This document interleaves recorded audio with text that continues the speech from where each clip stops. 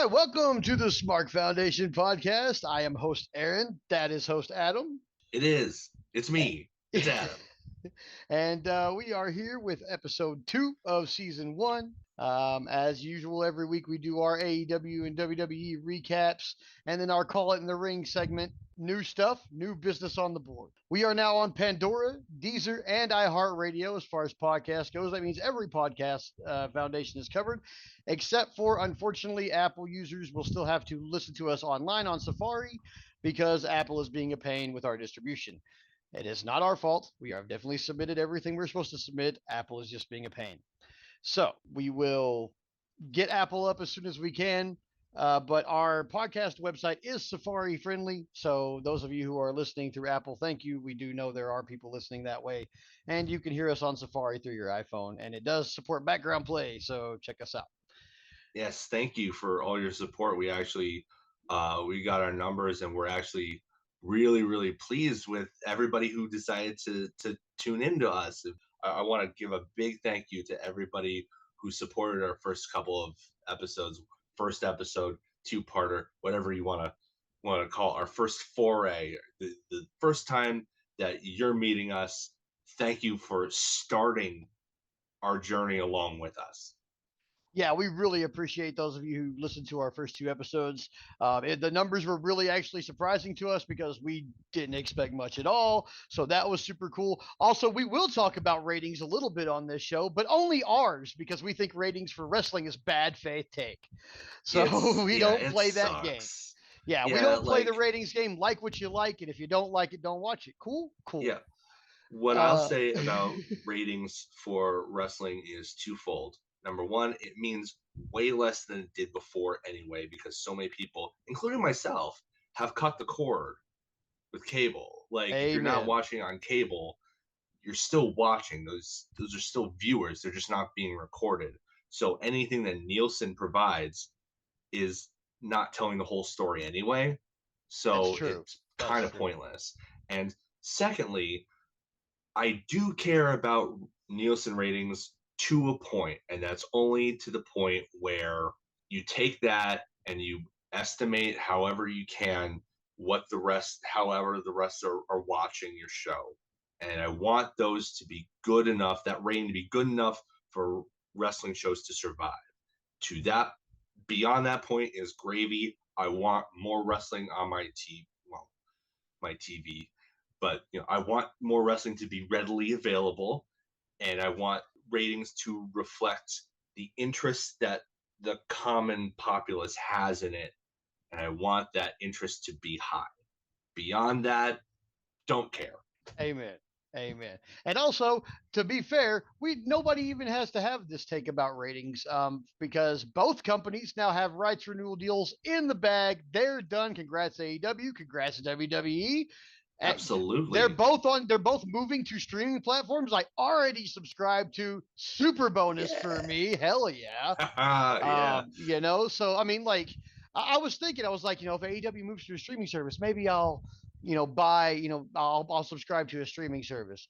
But then they're like, hey, we're going to be on Max. And I was like, heck yeah. I mean, I watch Game of Thrones anyway. This is just an excuse for me not to cut that cord 3 months, the 3 or 4 months a year when they're not showing a Game of Thrones series. So, go AEW, go WWE. These are both, like, people underestimate how massive. Yeah, this is huge. Like Netflix, Max. This is a big deal. Yeah. They are paving the way to the future. We've been on this path as a society, as a culture, for a long time now. Like, people have been slowly cutting the cord over and over again. And WWE and AEW now are finally kind of, I wouldn't say leading the charge, but they're finally getting on board. Mm-hmm. And they're finally hitching their wagon to what is clearly going to be the way going forward. Like, I doubt that cable is even going to exist in the next 20 years. Mm-hmm. Not as we know it anyway. I mean, maybe even 10 at the rate it's going. Yeah, I'm no expert, but like I see more.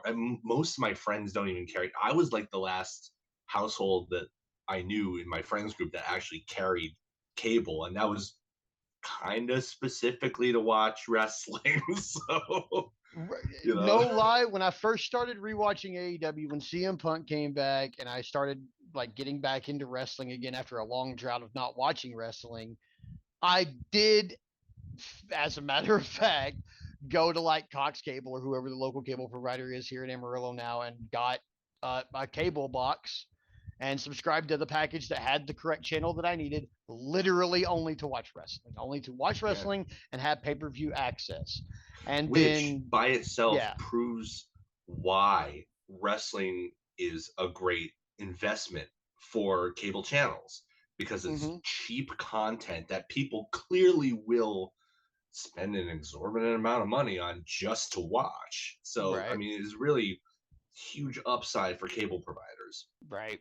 All right, so I think we got a really good intro in there.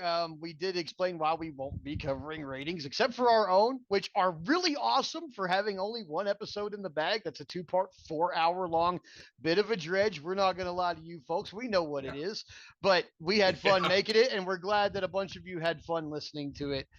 You can find us also now on Linktree if you want to find any relevant links, including to our YouTube channel, which we'll start getting videos shortly of smaller clips of our content and full episodes. And also our Patreon, which will soon have subscriptions opening up, or our merch store, which is live now with a T-shirt and a hoodie with our logo on it, so you can make sure you get your Spark Foundation wear if you want. We also keep things very reasonably priced. We are not the $50 T-shirt sellers around here. We're the $20 T-shirt guys. So $20 T-shirt, $45 hoodie. If you want one, grab one. They'll get it to you. I think it's about a 3-week shipping time from our distributors, but you'll have your stuff as soon as possible, and they're really good quality. I made sure that the materials we're using are of a quality that I would wear, and if I won't wear it, I won't sell it. So, And plus, it's got the logo that I designed, which oh would yeah, be really, Adam hand drew our if you logo. want, yeah, if you want to make me happy, I would love to see people out in the wild wearing a design that I drew. Like, it'd be really cool, honestly. Like, I know I'm no graphic artist or anything, but like I'm really proud of of that, and it would be cool to see people wearing my stuff. Not gonna That's lie. So if yeah. you like me, just do it for me. Heck yeah. All right. So got our intro in. Who do you want to go first? Me or you this week, Adam? We were gonna go. We obviously to you know, we just mentioned that the first episode was kind of a slog. And Right. again, thank everybody for going through it. I know that, you know, we tried to make it as entertaining as we could, but you know, still working out the kinks. So to alleviate some of that, we're gonna be toying with a slightly tweaked format. Uh, Instead of just doing WWE and then AEW, we're going to go in chronological order. So Mm. Aaron's going to start out with Raw, and then I'm going to be tagged in. Oh And yeah, tag yeah, team. we're going to tag team this. I'm going to cover Dynamite, and then I'm going to tag Aaron back in for SmackDown, and the hot tag will be me. Actually, no, the hot tag won't be me because there's a pay-per-view this week. That's right. So There's a pay-per-view no. this week. So you'll get the Hope spot and I'll tag in. And then they'll Yeah. work me over and I'll play Ricky Morton. And then you'll get the hot tag and finish us off. There we go. That works for me. Tag team wrestling the reviews every week. Right here on the Spark Foundation That's podcast. the thing. You know what? That's what we're gonna do. From now on, we'll figure out names for it, but each of these little mini segments here is gonna be tag team themed from now on. Let's Heck just yeah. decide that I'm for with right it now. right now. Heck yeah. Boom. Bam. Yeah. Love it. All right. See, now you guys are part of the process too. Don't you feel special? They are. Yeah. Everybody, you're hearing our process live. All right, so here we go. We'll start with Raw. All right, so Jey Uso opened Raw, our brand new Intercontinental Champion, which is totally awesome. They added some blue to the belt. I love that. Kind of old school. It was necessary. It was. It was kind of a bland belt. It looked like a hubcap. Yeah, but they added that blue, really made it pop. I think it really made the overall look of the title a lot better. So he's out there getting emotional, almost crying a little bit. I mean, the guy's been around a long time. This is his first singles championship. That's kind of an emotional deal. And then Braun Breaker interrupts him. And now when I saw this, I thought, what an asshole. Okay, because I'm obviously supposed to think that, but He comes out and he does the weirdest thing. It's the weirdest thing I've ever seen.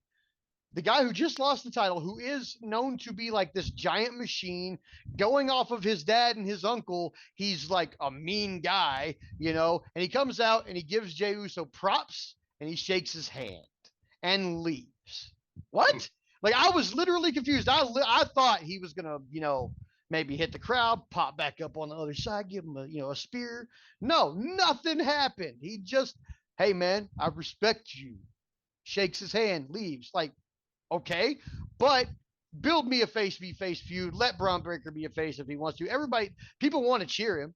People want to cheer look him. At his work. People want to cheer him. He's fantastic. So, okay. Yeah. Weirdest thing I've seen as far as like an ex-champion to new champion dynamic on the very next night that, you know, they're available to talk to one another. But still, super cool. Moving on. Xavier Woods beat Rey Mysterio after he rolled him up after removing his mask. Xavier Woods is on a freaking freight train to a heel turn. The New Day is about to break up. They're, at least that's the way they're signaling it. Unless they have some kind of Kane and Daniel Bryan version thing where they have a psychologist come into it or something like that and do therapy, which would be cool. Get Dr. Shelby back. Yeah, get Dr. Shelby back. Unless they do something like that, Xavier Woods is 100% being a heel. Karrion Kross kind of started all this. He's been kind of poking at Xavier Woods and The Miz about kind of turning on their partners and how they're not, you know, their partners aren't good enough for them or vice versa. Karrion Kross and the Final Judgment or whatever they're called. I don't remember what they're called. Final Testament. Yeah. There we go. It's Final Testament. It's kind of a Judgment Day light to me. They're about as effective as House of Black and AEW. Unfortunately, like, they look scary, but they're booked like shit. So, and they got Paul Ellering, which is a waste of Paul Ellering. He's never on the mic, and that's a waste. Period. What's the point of that? Why do you even have the guy if you never have him on the mic? Karrion Kross does all the mic work for that group. So why is Paul Ellering even there, and why are you wasting that poor man's talents? Now, anyway, so Xavier Woods rolled up Rey Mysterio and beat him after he removed the mask. The match was serviceable. It was all right. I hate it. I'm giving it a because I hate mask spots. I hate disrespecting a luchador's mask. I'm from Texas, where lucha's a big deal down here, as much as it is in Mexico, because it's here with us. There's a large Mexican population. I'm half Mexican myself. We love our lucha down here. Don't play with the man's mask. I don't like it. I will never like it. Even if I know it's going to happen. It happens in AEW. It happens in WWE. I'm going to see it. I'm going to have to live with it. Doesn't mean I have to like it. So, bam, I don't like that very much. Zoe Stark. What if it's leading to like a lucha de apuesta? I mean, okay, but because you know that he's not going to lose the mask. It would be Woods losing his hair. Yeah, that would be hilarious. My only thing is, it's happening a lot lately. I feel like, especially in AEW, which I don't cover, but for my consumption, it happens a lot, and I feel like it should happen less. So that's kind of where I'll leave it as far as that goes. The match was serviceable, though. It wasn't a bad match. I just don't like mask spots, so kind of ruined it for me at the end. But it did service in having Xavier beat a really over face in a really crappy way. To kind of further his, heel turn. He's wearing black now, which I get. I mean, I know their gear is kind of like Power Ranger throwback. And he's supposed to be like Black Ranger, but he's wearing black. He usually wears he usually wears purple or something like that, and so, then we had Zoe Stark defeating Lyra Valkyria after the Pure Fusion Collective interfered. It's such a crappy name. Yeah, I don't like the name. I don't like the name. But then at the end, they're actually beating down Lyra Valkyria, and Katana Chance and Kaden Carter show back up, make their return, which was cool. They got a nice big pop. They did the faces stand tall thing. There was a little segment afterwards where they're immediately inserting themselves in the women's tag division, which, to be honest with you, I would rather see Katana and Kaden versus Bianca and Jade than I would see them versus Alba Fire and her partner again. I'm sorry, I can't remember the girl's name right now. I don't really. I've only seen a couple of their matches. I'm not that familiar with them. Yeah, Yeah. I even cut out of NXT UK before that was like, UK was great for a while, but then it was just so difficult to watch for a while too. Right. Pandemic Right. really hit it hard. Yeah. Pandemic hit But yeah, I everybody can't hard. remember her name either. Right. So then we had CM Punk and Drew McIntyre inside a cell for their final face to face before Hell in a Cell of Bad Blood. And CM Punk said he's been away from his wife and sleeping in a hotel because he's become a monster and he does not want to expose his wife to the monster he's become. And so he's going to end Drew McIntyre so that he can go home to his wife. And I don't Sounds remember awfully familiar. I don't remember what Drew McIntyre said because Punk went second. And that's like, but it was very much I'm gonna end your career. and Punk was very much like, I'm Yeah. sending you back to back to Scotland in a box. So they did that. They're both very very angry. It's very very believable because apparently they really don't care for each other. Although Yeah. lately I've seen reports to contrary that they do kind of like each other now. But I'm not in the rumor game. I'm in the what's going on screen game, and what's going on screen is that they hate each other, and it's freaking believable. And I was stoked for this match, and it delivered in every way possible. We'll get to that here in a minute. Next, after that, we had R-Truth returning for a segment where Braun Strowman was having a throwaway interview. R-Truth intervened in it, or no, Miz intervened in it and was talking to R. Strowman about how he interrupted the match that Miz was supposed to have with Bronson Reed. Miz should really just thank God he didn't have to have that match with Bronson Reed because right now he's kind of a throwaway character and Bronson Reed is destroying people. So, but then R-Truth interrupted the two of them, and so R-Truth's back after being attacked by said, Bronson Reed and completely destroyed. Which is kind of a foreshadowing for something later in the show, and I didn't realize it until after, but you really don't most of the time. But it was foreshadowing for something later on in the show involving said people. Now, well, in a couple of ways, actually, because R-Truth then discussed with Miz after Strowman left about how he knows that Karrion Kross has been picking on him. So he got us a match with AOP. So this is like the second or third tag match that Miz didn't want to have. That R-Truth just rolled up and was like, "Hey, we got this tag match." R-Truth funny as usual. I love R-Truth. Cool. Did I mention to you that the last time they came through the town, I actually saw R-Truth at the grocery store? Yeah, I walked by it and I said, "What's up?" He's like, "Yeah, what's up, man?" That was the extent of it, but I thought it was cool. That is pretty, especially because you said "What's up" to him. Yeah. I don't think he quite got the bit that I was doing because I think he would just wanted to get something and leave because people recognize him everywhere. So right.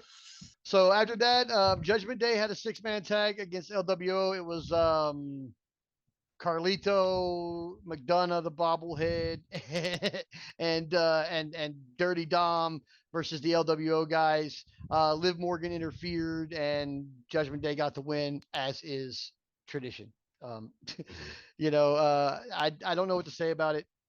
I'll move on. We're gonna get to Judgment Day when I do my things I like and things I didn't like about this episode. Then Gable defeated Kofi Kingston in a match. Hold on. Before that, hold on. I a little bit ahead of myself. Judgment Day beat down the Terror Twins after said 6-man tag match. Like Finn came out, they're doing a promo. It's very basic.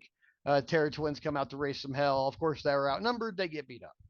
So once again, Judgment Day standing above Rhea and Damien, who are supposed to be being built to be like some of the baddest people in the world. But I mean, that's believable. I mean, I guess, yeah, there's it's like 5-on-2. I guess it is believable. Yeah. Okay. So then Chad Gable defeated Kofi Kingston. But it was after Xavier Woods interfered in the match. He grabbed Gable's leg, I guess, to trip him up. But when he did it, Kofi was setting up for Trouble in Paradise. So he went for the move. Gable's leg got held and Kofi crashed out. So Xavier advertently or inadvertently has cost Kofi the match there. Kofi's understandably upset, but he didn't really take action. either way, another point in the Xavier traveling further onto the heel side. I think it'll come out later that was on purpose, but I don't know. Then after that, Sami Zayn and Gunther had their face to face. I love this angle because I love Sami Zayn, and I also really like Gunther. I mean, how can you not? The guy is he is what a heel champion should be. Sami Zayn is what an underdog babyface should be. This is a classic mix.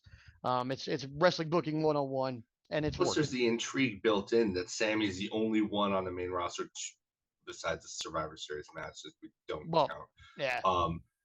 To beat the guy. Yeah, and he brought that up. So it's realistic to think that maybe Sammy could do it again because he's the only one who's done it. Yeah. So, yeah. And that's what Sammy brought up this time. He threw it right in Gunther's face. Like, I'm the only person to have beaten you. And you're afraid to give me this shot. And then he said, well, Gunther went on about how he also brought his family to WrestleMania. And they got to watch him lose to you. And then he spouted off a German line. He's like, that's what my dad told me. You know what it means? It means I had to fly here all the way from Austria to watch you lose to a bum like Sami Zayn. And he's like, and the answer's still no. And then Sami Zayn's like, well, how do you say in German to your dad that he raised a coward? At which point Gunther unleashed and beat the hell out of him. But when he got up, he picked up the mic and said, hey, yeah, you want the match next week on Raw? That I thought, well, yeah, okay, I had the same look on my face. It's next week on Raw, not at Bad Blood. What? But then you think about it, and Bad Blood kind of already has 4 or 5 matches that are being built for Bad Blood. So if you go by the WWE pay-per-view formula, this don't fit. And we'll get to something else on SmackDown that should have been on Bad Blood that didn't fit either. But yeah, on Raw next week. So our next episode, we'll cover this match. Unfortunately, not this Bad Blood episode. Hey, you know what, though? I mean, that's good for them. I would, traditionally I'd put that on pay-per-view or PLE or whatever. Yeah. But fact of the matter is, hopefully the same people who complained that they gave away Ricochet and Will Ospreay on free TV are saying the same stuff about you're putting the world title on Raw. Mm-hmm. Better bring that same energy, guys. Just saying. Right. So then after that, we had a Wyatt. Not be a hypocrite. Be consistent. Amen. So then after that, we had a Wyatt 6 video that gave a little hint at the end that Alexa Bliss might be returning soon, which is totally cool. I'm down for that. I think she's been out for maternity leave, if I'm not mistaken. Which, yeah. Always cool to see people back when they weren't hurt. They were just out there living life. So, I'm glad she was out there living life. I'm also glad to see her back. So then after that, we had the Awesome Truth versus AOP. One thing I'm going to say about this match, the result of this match made me happy for one reason and one reason only. And I think it's because when they come out together and sing the song together, Miz is always offbeat. I'm sorry, but he is the stereotype of a white person who cannot do hip hop. He cannot do the hip hop. Please stop, Grandpa. You got to give him credit for trying, though. Right. God love him. Right. He's out there doing it. Right. So anyway, they have the match. Truth does the John Cena light thing. Then he starts getting all the heat. He goes for the hope spot. He tags in Miz for the hot tag. Miz immediately turns around, boots him in the face, and jumps out of the ring. Tears off his Awesome Truth shirt on the way out. And Karrion Kross, who is ringside, is laughing his head off. So Karrion Kross has had an effect, I think, on both Xavier Woods and The Miz, who would both, by the way, be much needed injections to this Final Testament project.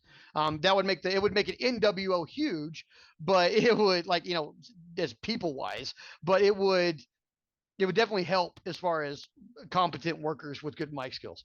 Then Strowman and Bronson Reed had a match together, the last monster standing, so a last man standing match with 2 big meaty men. Strowman wins. They went everywhere. Strowman went off the top through the announce table. They did. Saw a clip of that. I love the spot. I love that spot. And then they did a superplex and collapsed the ring.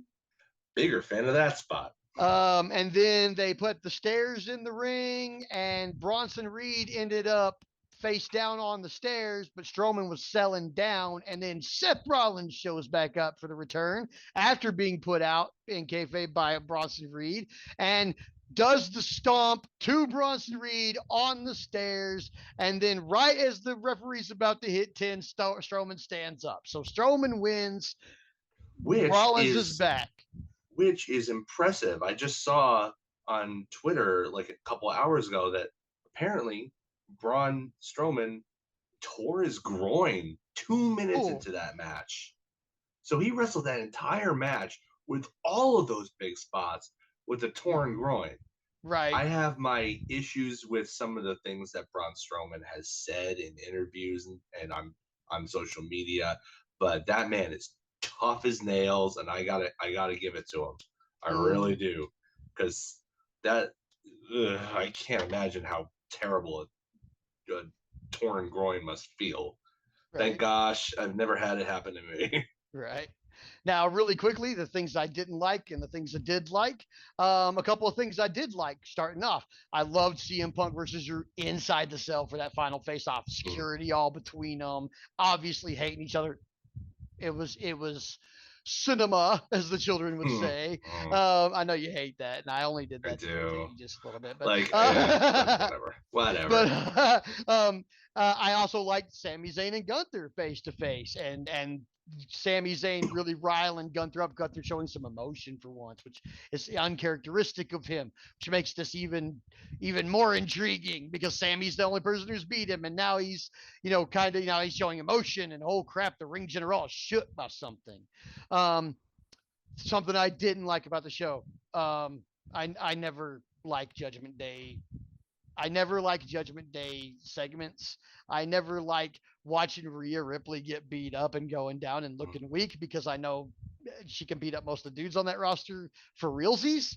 So I just don't like the Judgment Day segments. I just really don't like Judgment Day that much. Some of their matches are entertaining, but really I'm there in that program for Damian and Rhea. I'm not there for any members of Judgment Day. Although I will give Dom his props for his ever continuing nuclear level of heat. Until the day they stop booing that man, I'll stop giving him that prop every single week. But until then, his mere presence is like Boo City. I will give him his props until he's somehow able to eliminate his own nuclear heat. He'll probably have to shave his mullet for that. It's a pretty long half-life on that. Let me tell you. Yeah, pretty long. And then another thing I did like, I kind of hate the entrance to R-Truth and Miz together because of Miz's offbeatness and my love for hip hop. So I did like Miz kicking R-Truth in the face. God, I love R-Truth, but I really loved him getting kicked in the face here because that means I'll never have to hear that entrance again, at least for a while. And when I do hear it again, I'll be like, hell yeah, Awesome Truth is back together. But right now, hell yeah, they're broken apart. And something weird's going on with Miz and Xavier Woods, and they're doing the thing. And now for the big thing, the foreshadowing I was talking about earlier, R-Truth returned after being destroyed by Bronson Reed. Foreshadowing said return of Seth Rollins, who was also destroyed by Bronson Reed a week before R-Truth was destroyed by Bronson Reed.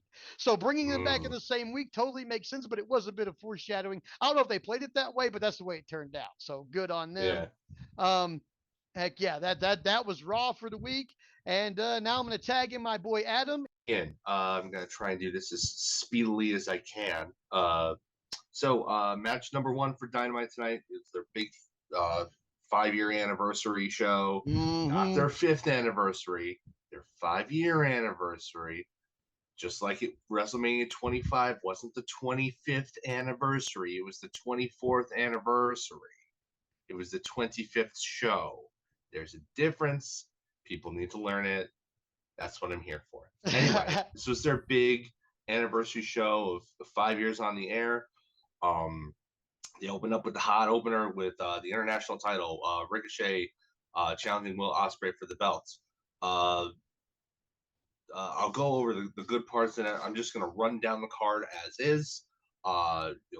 Get the major points out there, and then we'll go back and talk a little bit about it. So the winner initially was a no contest. There was a double pin after Ricochet poisoned Ronald Ospreay, but he came back with like one of those exhausting, last breath hidden blades, and they fell on top of each other. They did the double pin thing, which initially was ruled as a draw by the referee, but both participants protested, so they got word back from the back that Tony Khan said that the match should continue. They went at it for another 60, 90 seconds, something like that. After it was restarted, another hidden blade, and it looked like Ospreay was going to retain. And then Konosuke Takeshita comes out from the back after having earlier. I forgot about the setup to this. Don Callis was there with Kyle Fletcher, and Kyle was wishing Ospreay good luck, and he's like, "Yeah, oh, good luck, but we gotta go." So they weren't going to be there for the match, and as Ospreay kind of leaves, like, oh, okay, well, all right, bye. You see Takeshita kind of like giving him the side eye. Yeah. That's the last shot of it. So I should have said that, but that sets up Takeshita coming in, and they never really said what it was. I imagine that officially it's a no contest, but technically, if you're going by the rules, even though he did attack both of them, he attacked Ospreay, and then the bell rang. So that would indicate that that was the decision. So Ricochet technically wins by DQ. Would be my interpretation of it. I'm sure in the record books they'll probably tweak it because kayfabe is a thing, and they'll say it's a no contest or whatever.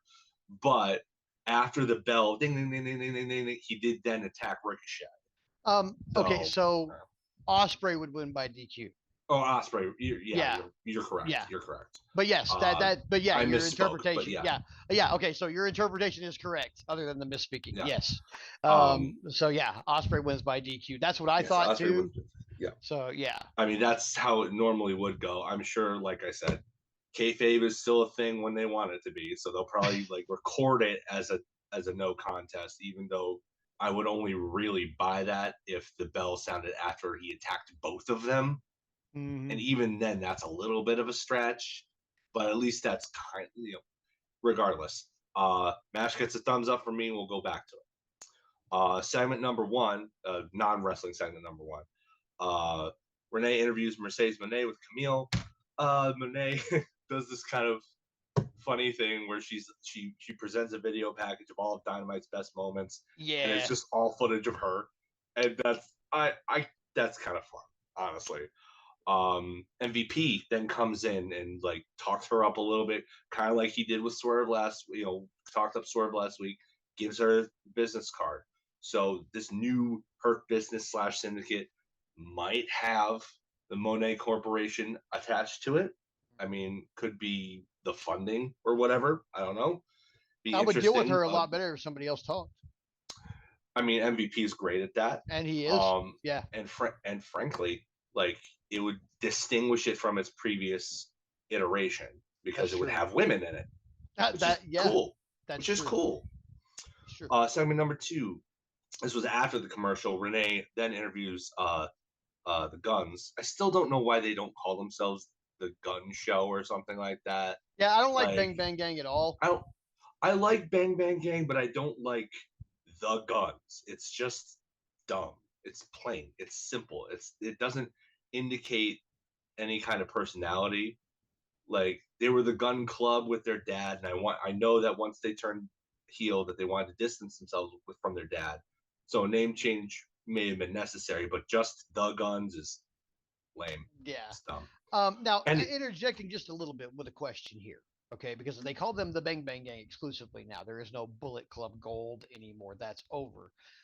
But we still have Forbidden Door. There's still AEW obviously having a working relationship with New Japan Pro Wrestling. Was there ever any kind of report as to why they could not call them Bullet Club Gold anymore? I don't think it was a matter of they couldn't. I mean, I think it was just they started calling them that, and people, it just caught on, and so they just decided to go with the thing that the fans liked more. Like, okay. I didn't really see many Bullet Club Gold signs, but I saw some Bang Bang Gang signs. Oh yeah. So I think they probably just went with what was popular and what they could own exclusively. because they Yeah, probably had to yeah, share rights with Bullet Club Gold. yeah. But That's Bang true. Bang Gang can be AEW exclusive rights. True. So Yeah. that would be my suspicion. Fair. Fair. Okay. But yeah, they were getting interviewed by Renee. Their interview wasn't really anything special. It was just to set up Hangman and Page, take them out from behind with the chair.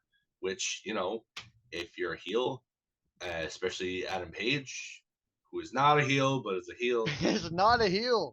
he's not a heel, but he doesn't He's have friends definitely doing the anymore, heel thing. and Yeah. all the people that he's facing have friends, so he's got to equalize somehow. So it's showing once again the whole thing that I think of is baby faces are dumb, heels are smart.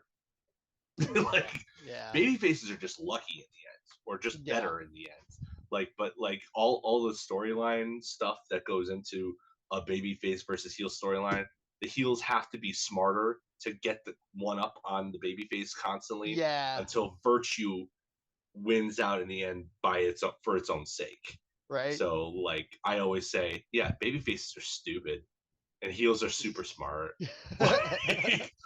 Yeah, that's pretty much Unless how the it gimmick actually is works. that they're dumb heels, which is rare enough that it makes it noteworthy. You know, it's the exception that proves the rule kind of deal. But yeah, so Hangman doesn't have friends, so he has to take out the guns before his match later on with Juice Robinson to ensure that they don't get involved. Because even though those guys are kind of technically baby faces, that they're still the Bang Bang Gang. They'll still Yeah. get involved. Oh yeah, Like they're still gonna do. yeah, They're still gonna do they're heel still gonna do the things. thing. They're Yeah. gonna do the thing. So Hangman, smart. Yeah, definitely. Segment number 3 was in the ring, TV time with the Learning Tree. Jericho brags about his role in the creation of AEW, which, for I mean, is true. You can't take that away True. from him. Yeah. Says that he wants to be the Nueve after headlining Arena Mexico and then pinning Mark Briscoe in that match last week. So he officially makes his verbal challenge for the ROH World Title. Briscoe then comes out and he's like, "Yeah, you're a spade is a spade. You're a legend, but I'm gonna beat you." And then Jericho says that Mark isn't as good as Jay, and we'll get to that later. Mark tags him real quick, but everybody else is waved off, which is good. Which is good. Yeah. I like the drawing of that out. But he's like, okay, we'll handle this later. Segment number 4 was a pre-tape promo with Darby Allin. He's sitting on a car and he's talking about basically standing up for himself because well, look at him. Like he's always been that 5'10", 170-pound, guy that everybody thought that they could pick on, and he learned to stand up for himself. Good for him. So he issues an open challenge for Wrestle Dream. Hey, you want to, people are having trouble believing in me, and heck, I'm having trouble believing in myself. So you know what? We're gonna fix both of those problems with an open challenge at Wrestle Dream, and I'll show you who I am. Okay. Wait, interject right here. Interject right here. Sure. Have a little fun with this segment. Who is it? Who's going to come out at Wrestle Dream and be the I'll tell challenge? You. Who is it? I'll tell you because we find out later that week. Oh, do we? You are not caught up on Collision, sir. I am not, sir. No, we'll find out, and you, okay. I guarantee, will like who it is. Okay. Cool. Guarantee you. Cool. All right. Hangman Page versus Juice Robinson's match number 2 starts out a brawl. And I'm convinced that they patterned parts of this match from the WrestleMania 13 match with Brett and Austin, because like there are parts like. Because that match starts out in the ring, but it quickly goes to the outside. They brawl all up and down. This one didn't start in the ring. They started fighting on the ramp, but they go all up into the fans and everything. And, they set stuff up outside. It doesn't ape the most famous part with the double turn, but there are parts that I'm pretty sure they took from that, some inspiration from that. And I will never fault. That's one of my favorite matches of all time. Mm-hmm. So I will always give it up for that. This match gets a thumbs up. Page hits the Deadeye and pins Juice after hitting a low blow unseen by the referee. I don't think he needed to do it. Like, there was nothing that said that he was in danger of losing, really. I think he was just like, I'm done with this. Let's just get it over with. That kind of thing. Afterwards, Hangman tries to, he uses the leather strap that Juice brought from last week's Lumberjack match. He brought that to the ring and tried to use it earlier, but was stopped before he could get DQ'd by doing it. And he tried to hang Juice over the top rope with it again. And then Switchblade Jay White comes from out of nowhere and makes his glorious return. And it just beats the crap out of him. Oh, yeah. And I was happy to see Jay White. They go back out into. I think that's why they took care of the guns, so that this return would be more impactful and would be a surprise. So they go back out into the audience where they had set up a table but hadn't gone through it, and then they go through Chekhov's table, and Jay White puts him through it. I thought it was great. Segment number 5, Renee interviews Scapegoat Jack Perry as he's coming in off his bus. Nobody steals the bus. I'm waiting on it. But he comes off the bus, and Renee asks him how, it doesn't matter what she asks him because they immediately get interrupted because this is AEW and nobody can do an interview without getting interrupted. And, but it's Shibata, so I don't care. It's Katsuyori Shibata. Challenges for a TNT title match, and Perry initially says, I'll think about it. He goes away. Shibata goes back to his phone to type something out, and before he can get to do that, Perry blindsides him, throws him against the bus, and then accepts the challenge. Yeah. Segment number 6, backstage promo with Bryan Danielson. It's just, I'm sure it was live, but it's not an interview segment. It's just a promo. He says, F John Moxley, which echoes the online promo that he cut last week. Yeah. And he lays down the match. He kind of just runs down the stipulation for the main event tonight, where it's title for title with him and Okada, but because of the Continental Classic, mostly sticking to the 20 minute time limit. If the match goes past 20 minutes, then the Continental title is no longer on the line, which I actually thought was kind of cool. I actually dug that. Yeah, I like the way they did that.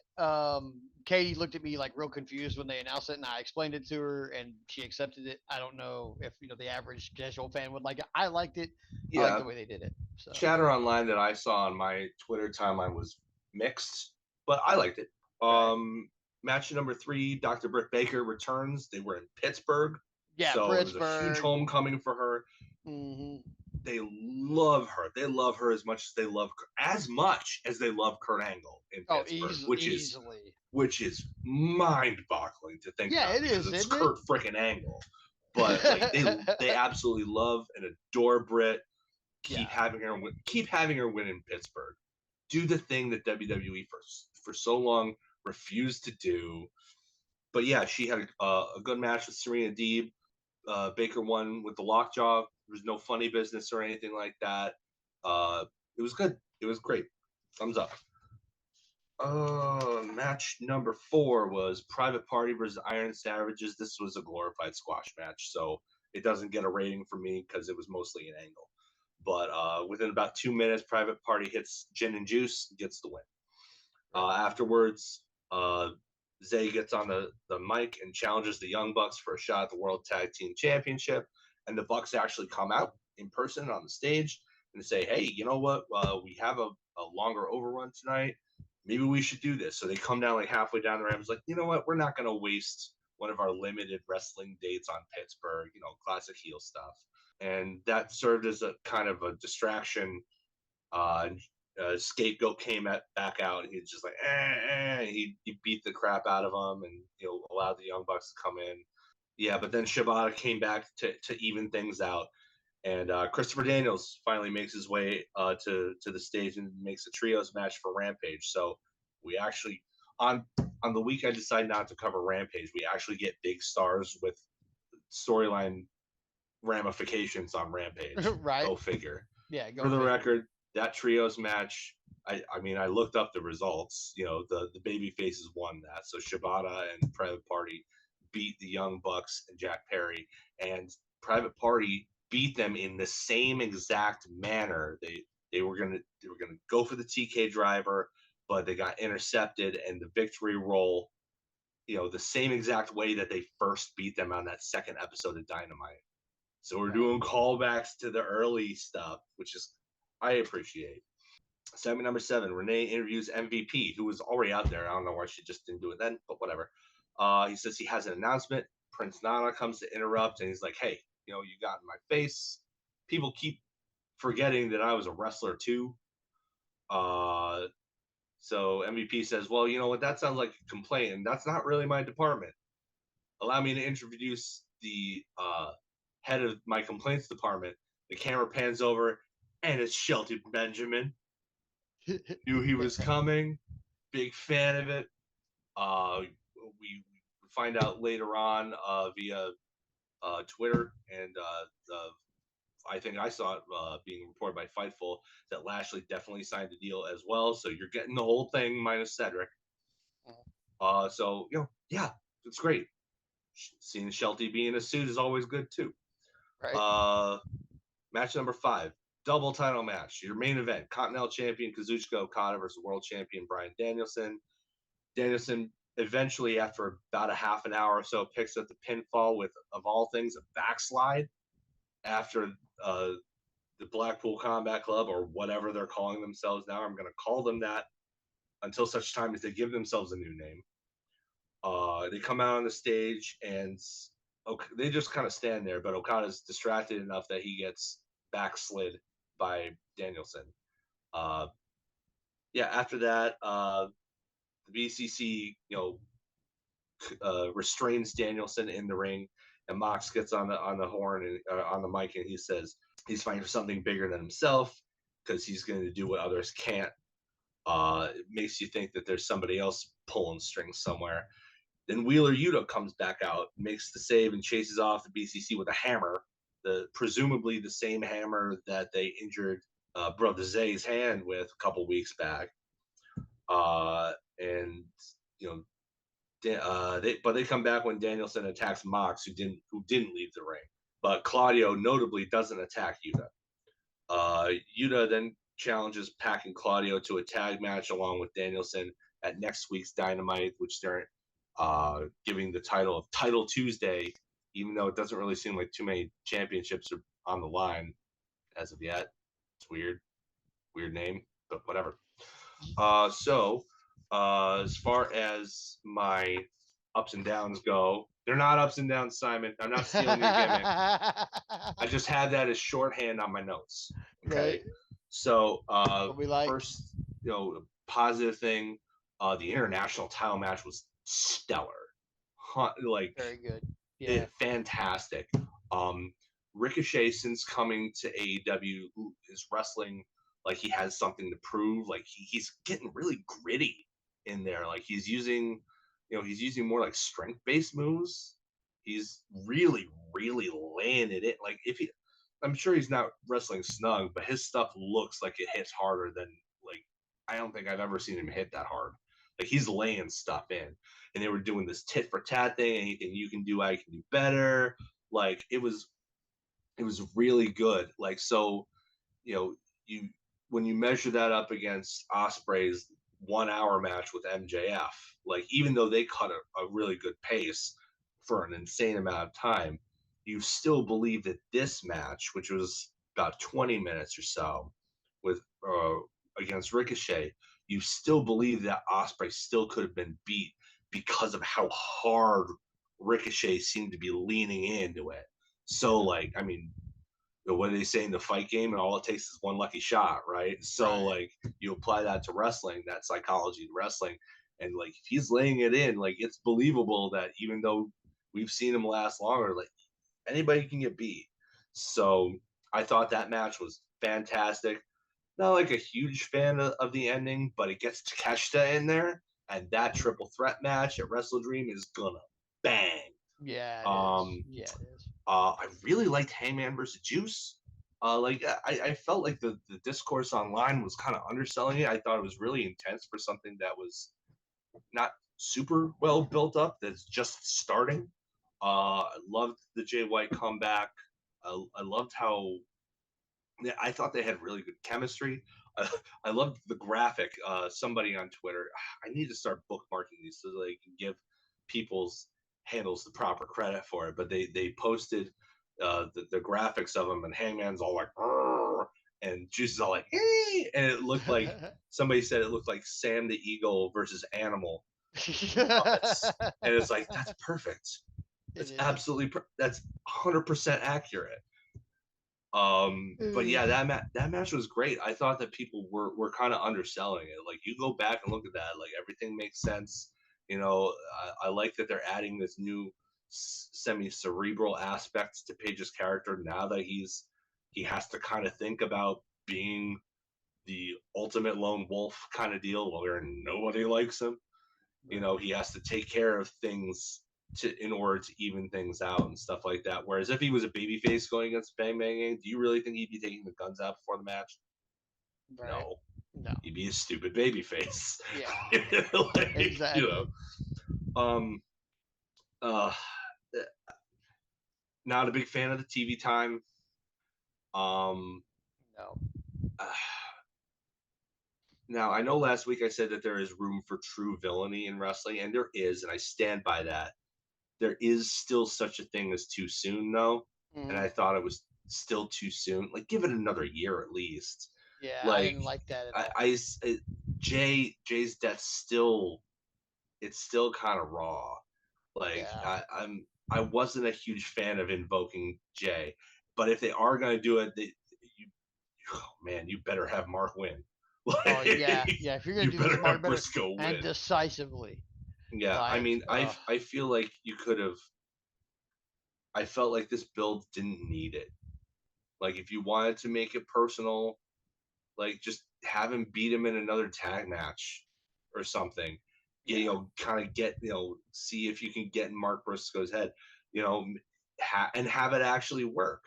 Like, nobody can get Mark Briscoe's head. So having some, much like Gunther, like, nobody gets in his head. So to see it actually happen is interesting because you don't see that. Right. So I feel like something similar would have. There were different ways that you could get there, and it really felt kind of skeeved out about invoking Jay's name, like even a year after his death. I don't really like it. Yeah. It just it rubs me the wrong way. Yeah. That being said, the storytelling in the main event was fantastic. Switching gears, Okada really leaned into the fact that all I gotta do is wait it out 20 minutes, and then I can win a title and not have to lose. Like, so he was taking it slow. He was going to the ropes and breaking things up, really, really slowing it down and avoiding Bryan for as much as he could. And then as soon as that 20 minutes elapsed, he poured it on. It was perfect psychology. And then it was fantastic. I'm not a fan of backslides. I kind of hate backslides. I think they're silly and dumb, but they don't usually win a match. So to see it actually win a match for once is novel. So even that I can't really hate on too much. Right. But yeah, overall, Dynamite was good. Heck yeah. Time to tag it. I'll take the tag, and we're going to Smackdown this week for the go home show to Bad Blood.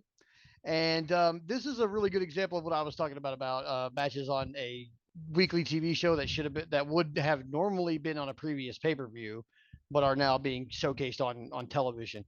The show opened up with Hardy, who I guess is a Nashville artist because they're in Nashville this week, which means lots of cowboy hats on everybody. And he's introducing a returning AJ Styles, but he calls him the Phenomenal Forearm. What? Yeah, we'll get to that later. Yeah. AJ returns. He soaks it in for a moment. I mean, the crowd's really showing him some love for his return. He is 100% about to cry a couple of times. And then he's interrupted by Carmelo Hayes. And they then, they back and forth their way into a match, which is then stopped like 3 or 4 minutes in by an apparent ankle injury to AJ Styles. They said he sprained his ankle, but I don't know if it was a work or not. Carmelo then went to Nick Aldis and was like, "Hey, I should get my title match with Jey Uso now, or with LA Knight now, because I won." And Nick Aldis was like, that wasn't really a win. That makes me think that it was a work. That makes me think that it was a work. Yeah. Yeah. Then we moved into. I mean, to capitalize on it that quickly. Yeah. It's a work. Yeah. So then Michin then defeated Chelsea Green in a dumpster match. This is one of those ones that I said would have previously been on a PLE, but are now being on TV. It was a good match. They had a lot of hardcore spots. Chelsea Green, surprisingly adept at hardcore matches. Probably taking tips from her husband, I would imagine. I would think so. Yeah. I think so. But it was good. The finish was Michin powerbombed her through a table that was set up across the dumpster and into the dumpster, and then she walked around for the rest of the show like covered in dumpster juice and everybody pretending she stunk really badly. And so it was kind of a funny thing afterwards, but the match itself was actually pretty good. Definitely gave it a thumbs up. And then from there they moved pretty quickly into Bayley versus Nia having their face-to-face before Bad Blood for their title match. Bayley played on Nia and Tiffany's dynamic with the case involved, and she's tried to cash in on you several times, and I know you're noticing, and Nia, Tiffany being like, Tiffany blurted out, "I don't need this briefcase to beat Nia," and Nia gave her this like the look, so they have this kind of back and forth. They attack Bayley. Bayley gets the upper hand. She lays out Nia and takes off. At which point Tiffany Stratton acts like she's going to cash in again, and Nia does a whole Undertaker sit up and looks straight at her and is like, "Oh, so more building that dynamic for the eventual, what I believe will be the cash in. Then Nia kind of leaves. Naomi comes out for her match with Tiffany Stratton. She beats Tiffany Stratton after a roll up. And I'm going to get to this match a little bit more in the things I really liked about this show, because man, oh man, did Tiffany Stratton take my relative dislike for her as a character and turn it into, okay, I don't really like the character, but her in-ring work is pretty solid. Like I said, this is one of the new NXT ladies that's come in, and I'm not that familiar with her since my return to WWE. So I'm getting to know her a lot later than a lot of other people are, but that match was, Naomi's a good gauge to put somebody with and see if they can have a great match. And she had a good match with her. So we'll talk about that a little bit more later. And then, are you saying she's this generation's women's version of X-Pac? We'll talk about that later. Okay. Like really, because we'll talk about that later. So good. I want to have that conversation. Yeah, we will. I'm interested to hear your thoughts on that. So then we had a three-way ladder match for the tag team championships, which this would totally have normally been on a pay-per-view, but is not built up at all? Yes, it was built up a little bit. I think they may have announced it the week before, maybe 2 weeks before, or maybe over the last couple of weeks they were kind of building, like deciding who was going to be in the match. So it's Bloodline versus DIY, who I always love DIY, versus the Street Profits, which it seems to be a good match. The match turned out kind of so-so. DIY and Street Profits did team up on the Bloodline at one point and like put them through tables and did all kinds of crazy stuff to them. And then the Bloodline still won. So that's kind of why it turned out so-so to me. I was like, these two teams literally went after. Who represented the Bloodline? It was Tama and Tonga. Tonga and Tonga Loa. Yeah, Tama and Tonga. Because I think are they doing the Freebird thing? I don't know if they are, but Solo and Jacob had had their tag match with Roman and Cody the next night, so it wasn't going to beat them either way. Not a ladder match tonight. Well, I didn't know if Fatu was going to get in there. So I'm pretty sure they got involved a little bit, but I think they were really kind of saving those guys. I mean, when they won the match, they kind of regrouped at the ramp with the Bloodline as if they were just coming out. So I may have missed something there, but I don't think they really got involved that much. But it was the beat down that the other two teams. Okay, let me liken it to something from AEW that we recently saw. It was like setting a guy on fire and then he gets the pinfall. Yeah. Like those guys went through the tables and got the ladder spots and all that, and they Yeah. won. Sometimes it works and sometimes it doesn't. I didn't feel It like depends on the presentation. I didn't feel like it worked that well, and so it not being on the PLE doesn't bother me that much, but this is still one of those matches. Now, that was the end of the show. SmackDown's still relatively short without commercials. So and it didn't have a lot of it had backstage angles, but they were kind of woven in between them. Like, they come back from commercial break, have like a 30-second backstage angle, and then they go and do a match, which is a weird format for me because it makes it a little harder to keep up with promos, but there wasn't a lot there. I mean, this was a go-home show. We knew what we were doing. Yeah, there were a couple of long matches to fill the time in. Yeah. Right, yeah. A three-way ladder match is going to take up a chunk of time by necessity, I would think. Yeah, it took up probably about 30 minutes or so, at least, of a 2-hour television show, which is only an hour and a half. So it took up a good third of the show. So that's the end of it. So 2 things I really liked from the show off the hop. Here's where we get to talk about Tiffany Stratton, because holy crap, Naomi went for like an X-Pac face buster. Stratton bounced out of it backwards, like a full rotation backwards, landed on her feet, and then double drop kicked Naomi right in the face. And that entire sequence took maybe a full second, a full second. It was so fast. It was one of the most creative reversals I've ever seen. She has a legitimate gymnast background. Yeah, right? I think so. That would track in this case. There are a couple of girls down in NXT right now that have gymnast backgrounds, which is not a bad background to have in wrestling. It's really not. But I mean, right now, as far as WWE goes, I know the history. I wouldn't call myself a casual wrestling fan, but as far as current WWE goes, I'm a little bit of a casual. I know more about the older guys than I do about the younger people. I'm catching up. And I'm re-catching up. But the more I see her work in the ring, despite just not really liking the way she presents her character, the more it tracks why she has the Money in the Bank briefcase. I really like this kind of teaser build they're doing, because I think she's going to topple Nyla and be the next women's champion, which is unfortunate, because I think last week I said Bayley's going to be the next women's champion, and maybe Tiffany cashes in, and it's maybe Bayley's only champion for 30 seconds like Drew McIntyre was that one time when Punk screwed him over. But I think right now it's going to be a cash in on Nia from Tiffany Stratton. So that's kind of where that turned to me before Bad Blood, and then we'll get into Bad Blood. But so yeah, Tiffany Stratton, one of the things I really liked about this episode.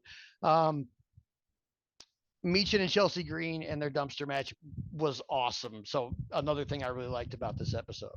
I'm glad they gave Meechin a win. Yeah, I am too. I am like, too. Like I said, I usually, kind of just lurk. I don't watch, but I lurk. I see clips online and stuff, and it's like, it seems like Meechin's kind of the person they put in there when they need like a third-tier baby face to lose to an up-and-coming heel. And so it's good. I love Mia Yim. I think she's fantastic. And so it's good to see her. It's good to also, I think she's one of the only women who are technically members of the Bullet Club because of her association with the OC. They kind of count that as like a different wing, but it's they kind of accept all of the branches on the tree, So technically, I think she may be the only woman who's a full-fledged member of the Bullet Club. Right. Like that's a kind of a big deal. Yeah. So I'm glad they're giving her something. It's good to hear about that from a personal standpoint. Yeah, it is. It is. But I really liked the match. I thought it was fun. I thought the Chelsea walking around afterwards, covered in dumpster goo, and everybody pretending she's stuck. Because Piper's her friend, and Piper's walking next to her, going, "Oh God, it's so terrible," and like making the throw up sounds and everything. And so it was so good. And then she goes talk to Nick Aldis, and she's like, "I want," and he's like, "Not right now," and like just walks off.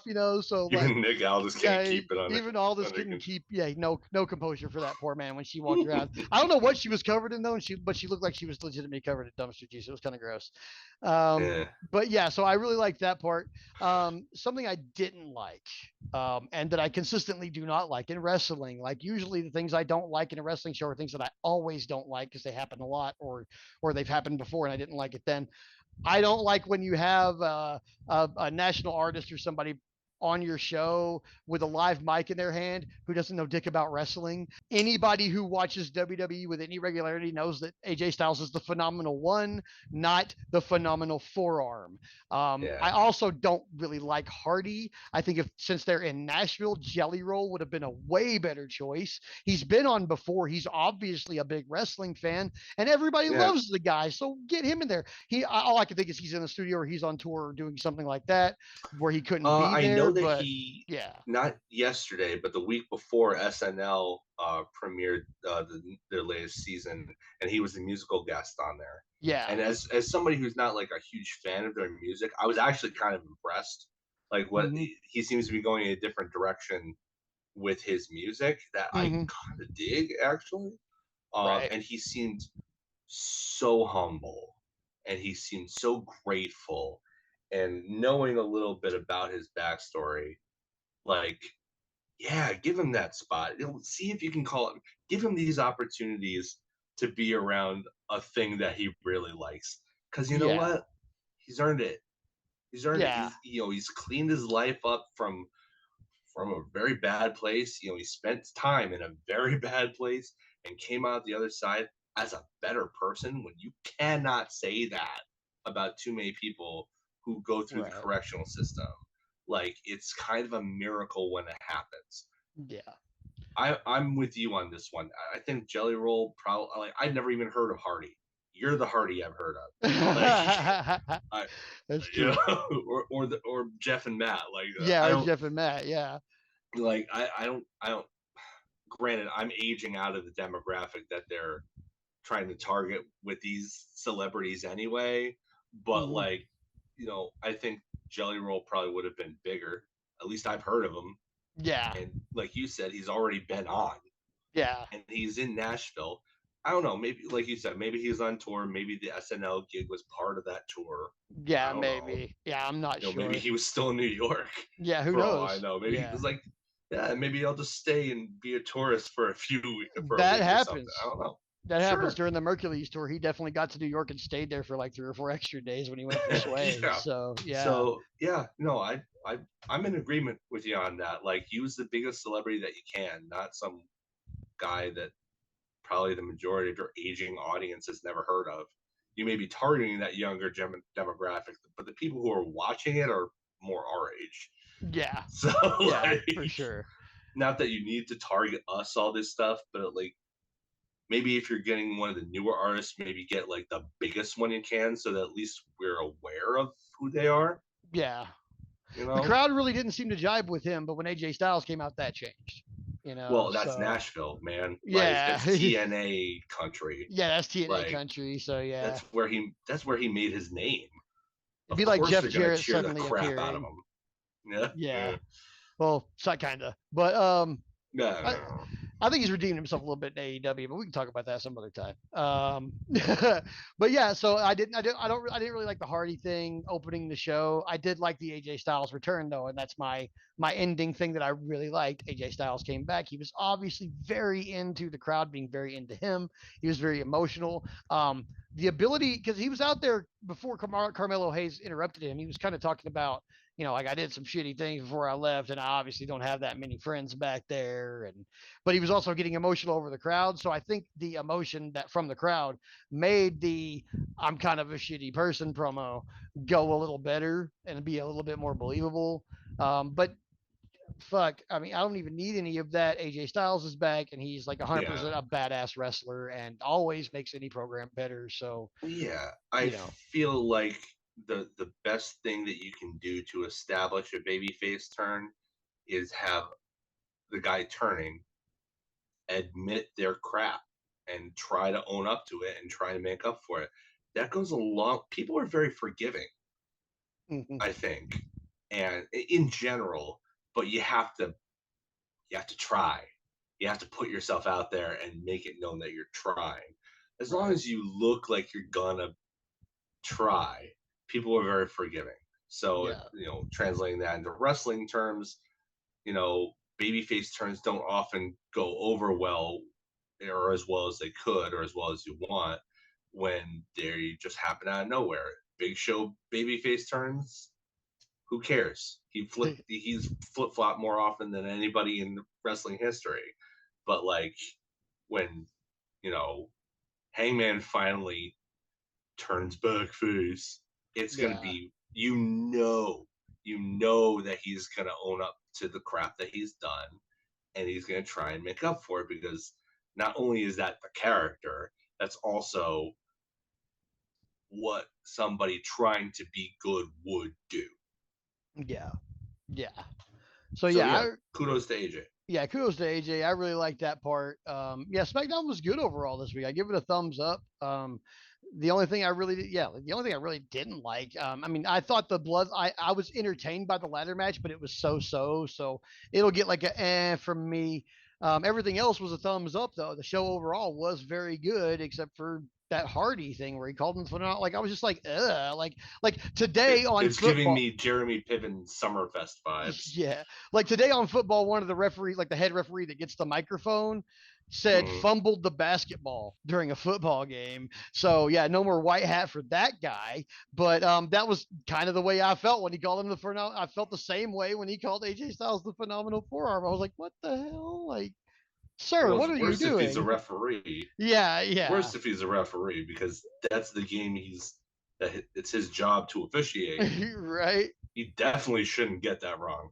Well, I'm sure Hardy But was being paid, so. well, yeah. But okay.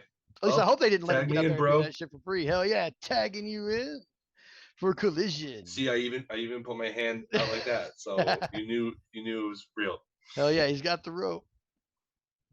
Tagged in. All right, so Collision. There was a lot on Collision. Actually, it was far more packed with wrestling than Dynamite was.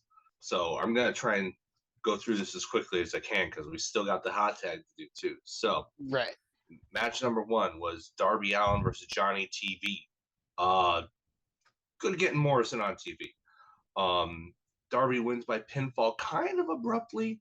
TV had most of the offense and did some really cool stuff too. Like I would go check out this match because as much as I've seen him, John Morrison, Johnny TV, Johnny Mundo, whatever you want to call him, like he still comes up with new ways to surprise you, and that makes him the perfect opponent for Darby Allin, who comes up with new ways to get hurt all the time.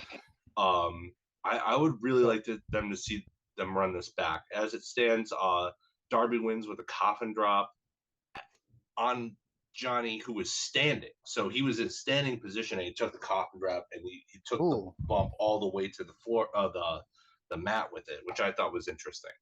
All right. Afterwards, Allin reiterates his open challenge. Nobody answers initially, and he calls the locker room complacent, which.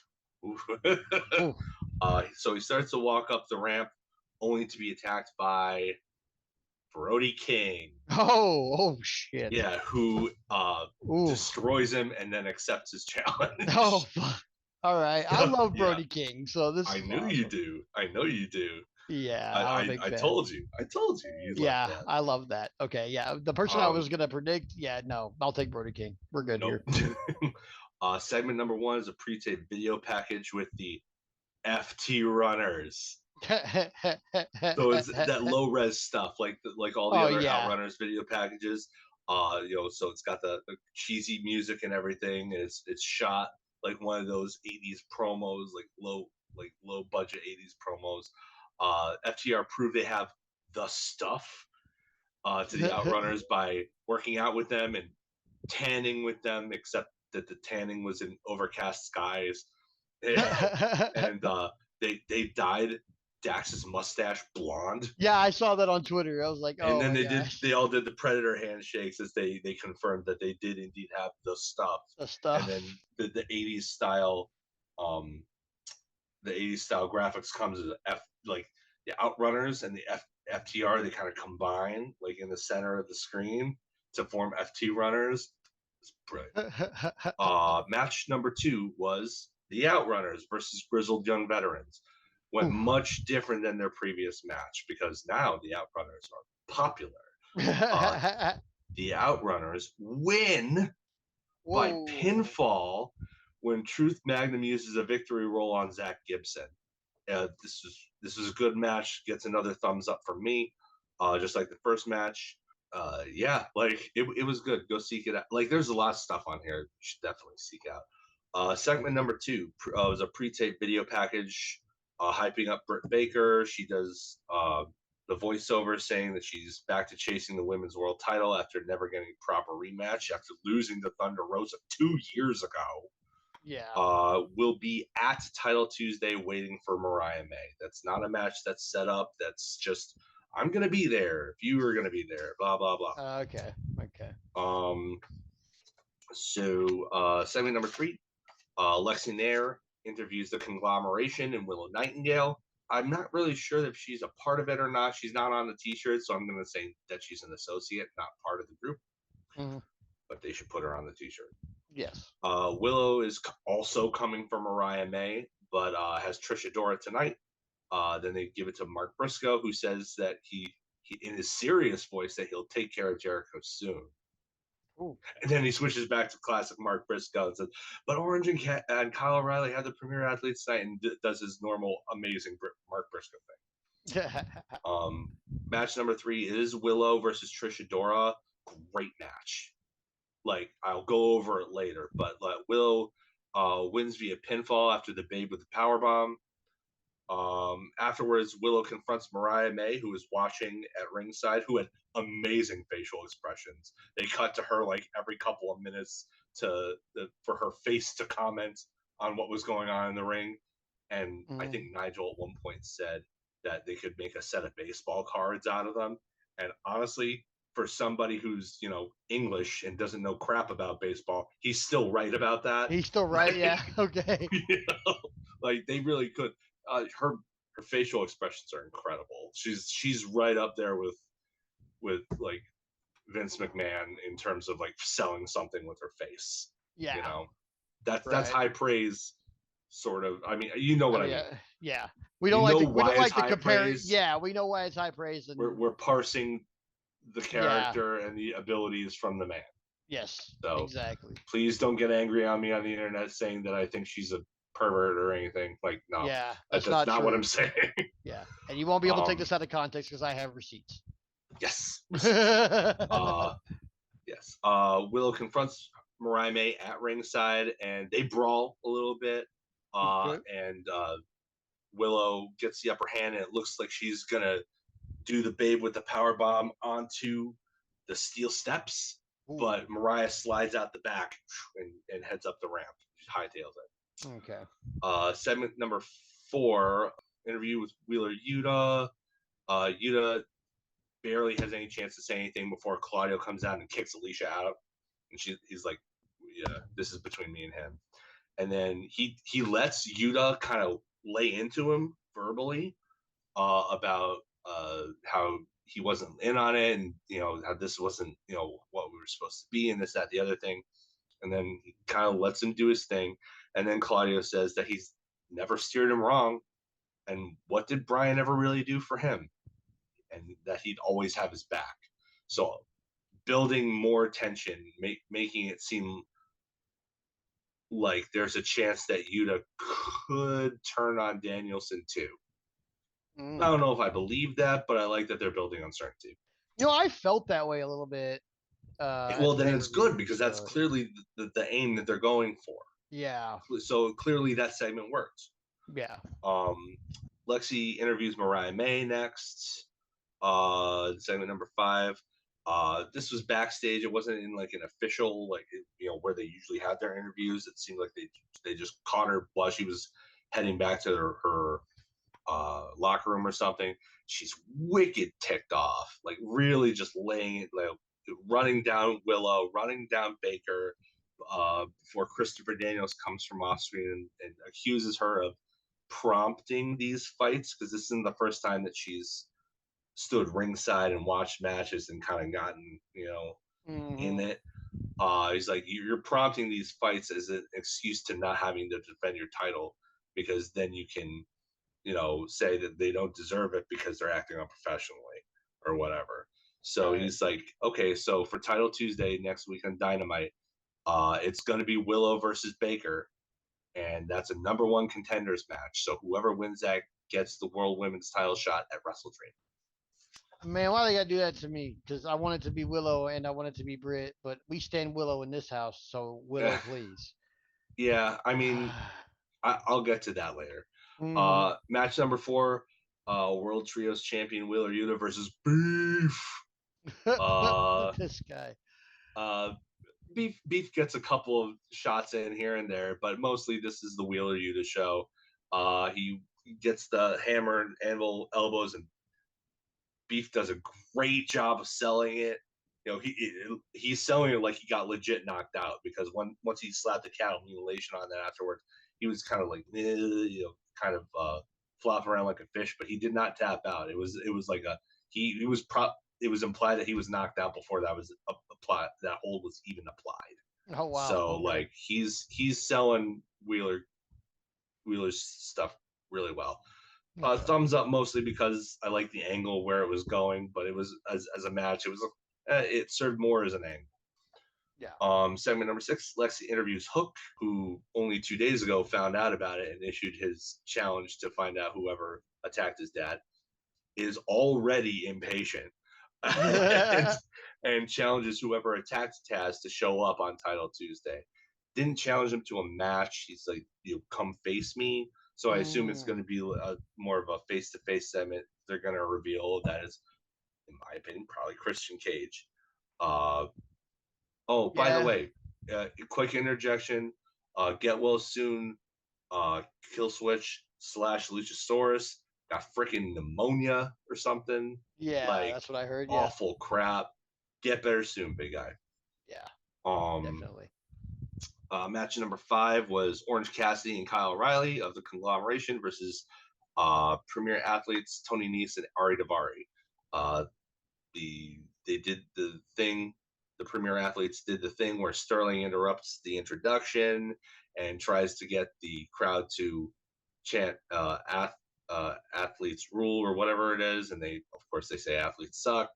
So I mean, it's cheap heat, but you know what? Tony Yeah. Nese works freaking hard, and like for somebody without, I mean, he's super talented, doesn't have much of a personality, but he's Yeah. one of those really, really dependable hands that can make anybody look good, and all his offense looks good. So like, yeah, put him on TV, give him that shot. Yeah. And the Ari Daivari is kind of underrated too. I feel A little bit. like he's a good hand. Um, Yeah. Winners are Cassidy and O'Reilly via pinfall. Cassidy hits with the orange punch, uh, and then with the beach break, and he's pinning him while in the background. O'Reilly has Daivari and guillotine choke. It's one of those things where that's not the actual fall. The pinfall is the actual fall of the match, but the pinfall is taking place as Daivari is tapping out. So it's like they both contribute, Yeah. kind of. Right. And thumbs up. This was a really fun match. Thumbs up to that too. Segment number 7 was another one of these. Lance Archer beats up a bunch of dudes in the back, but doesn't have a match because apparently he showed up to work and didn't get work again.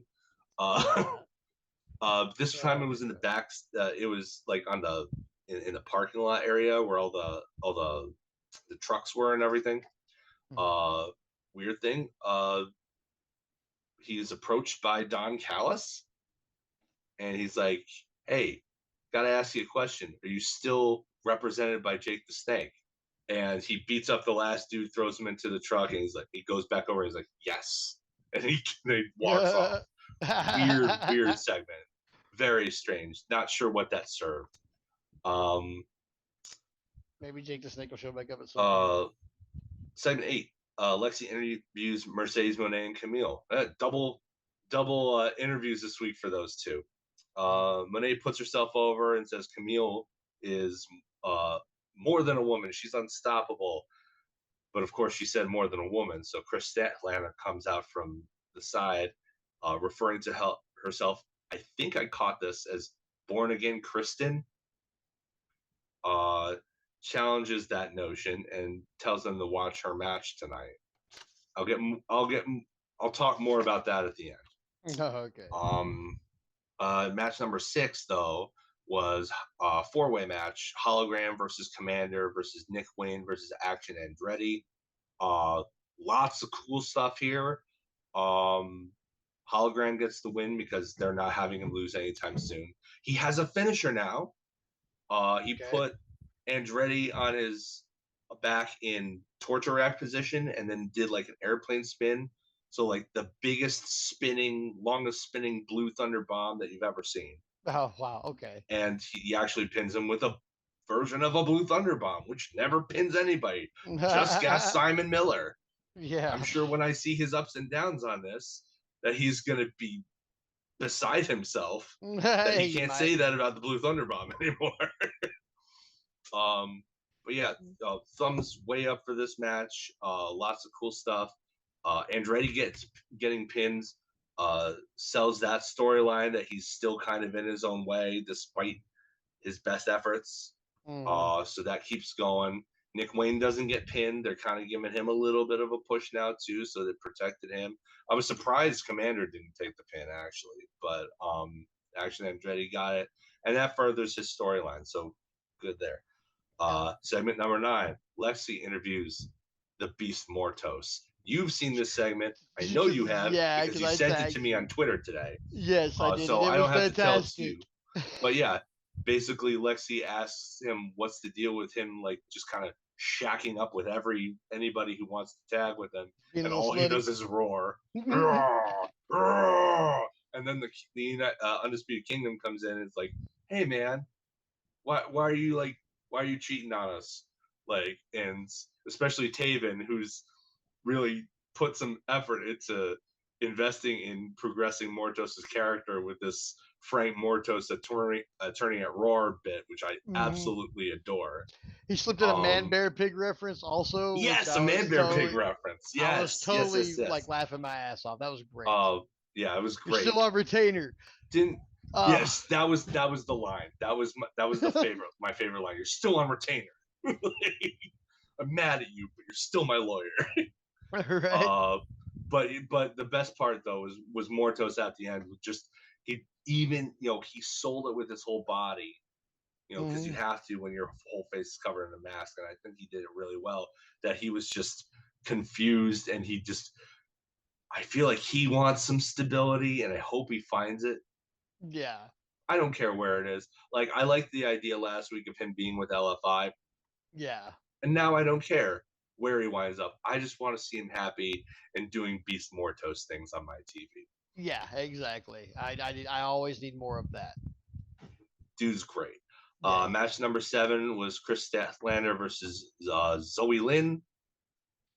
Basic squash match. I don't think it even lasted 2 minutes.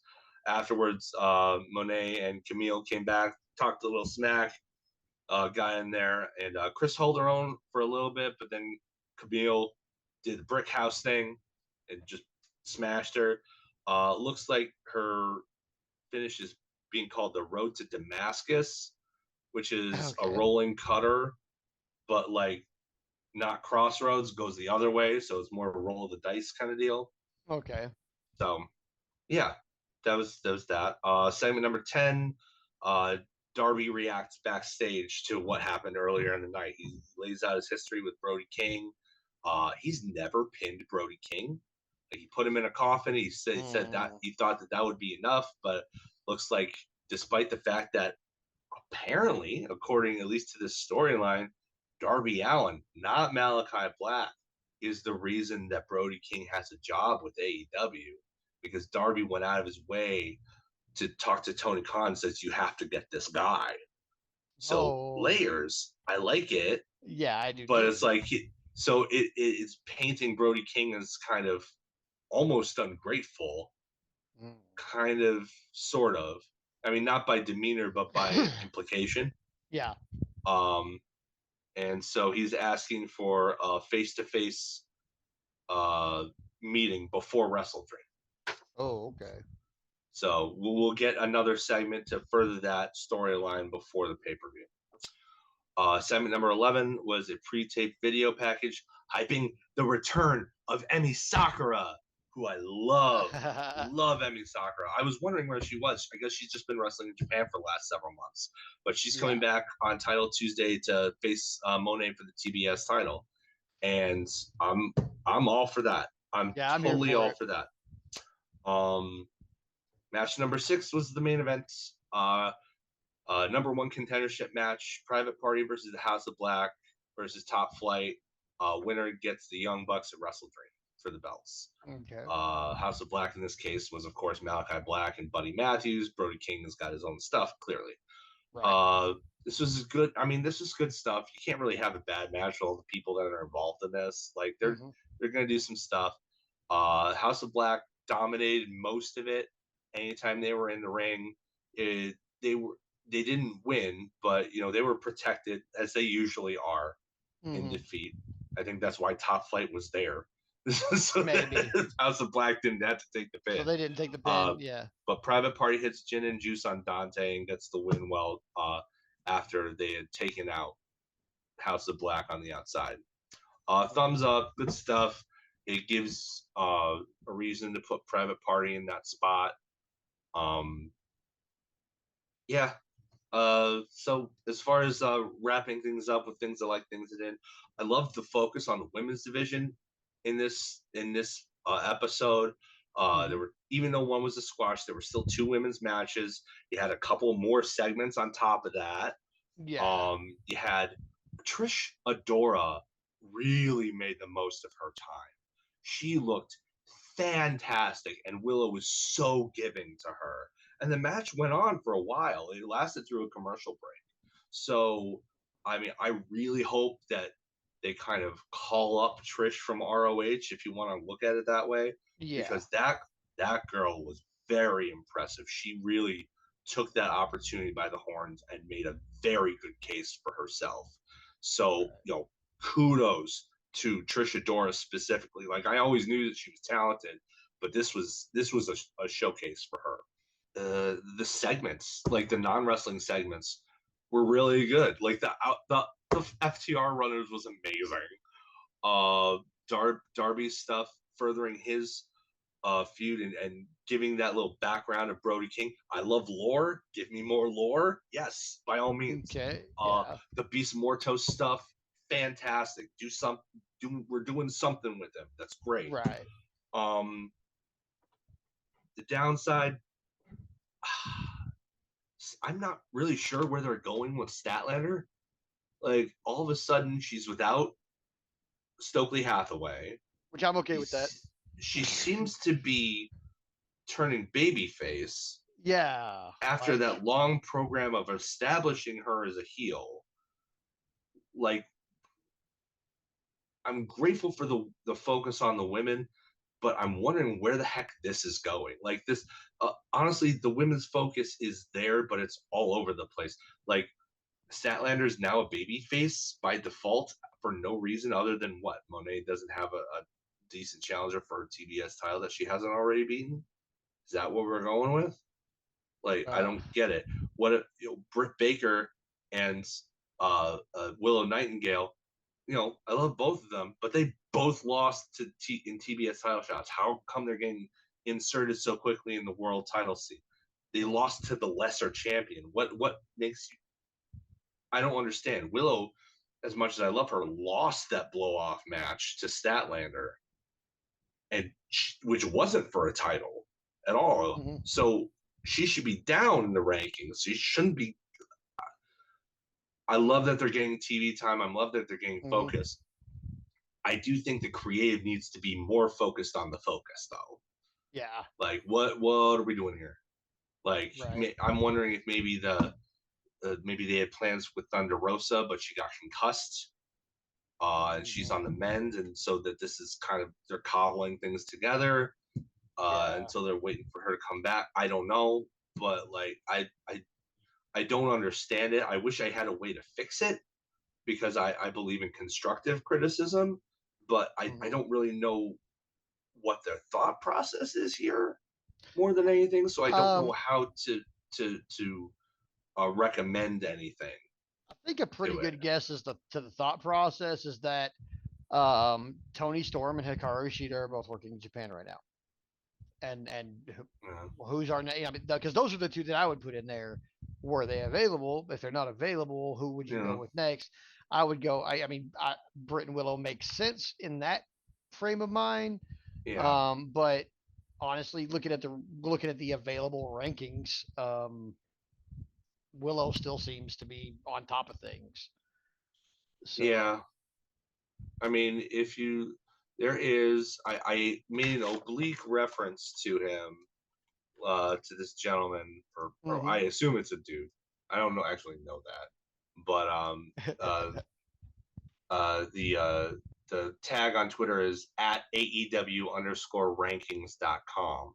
mm-hmm. And he with every AEW show, they essentially update the rankings where AEW has largely left them to the wayside, at least externally. Like they still list their records on the bottom third when they come to the ring and stuff like that.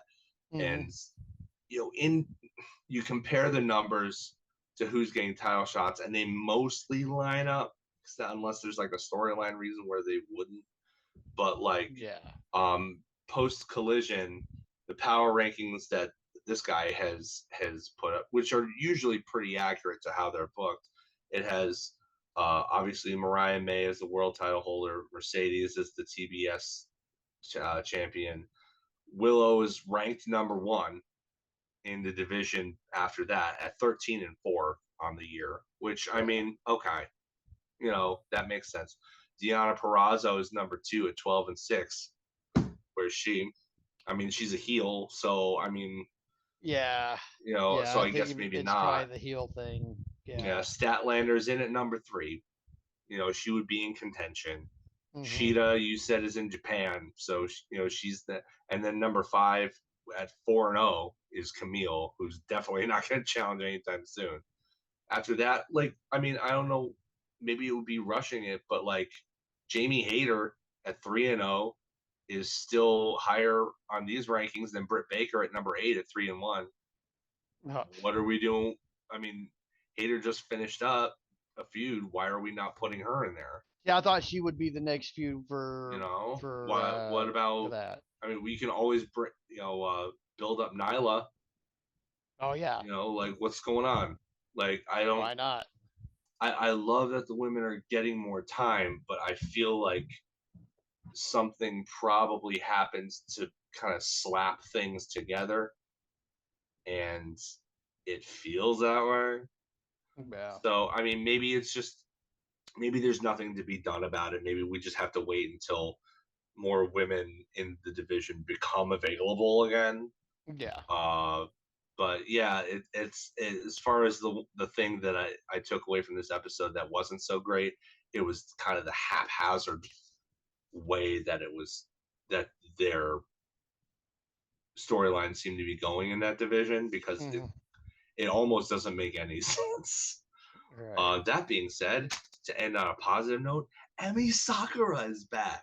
Emi, now I mean, I love Emi Sakura just for her pure yeah, meanness. She's mean as hell, and I love it. for our listeners, I look at Emi Sakura. I think she has such a great body of work.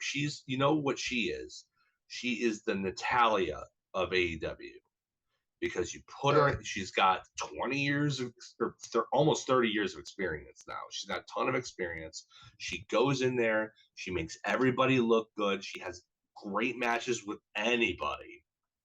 That's true. But she's still the person that's the stepping stone. She's Mm-hmm. still she's still the Worf effect. You beat Right. her and then you look good. Oh man, you beat Emi Sakura, even though she never wins the belt.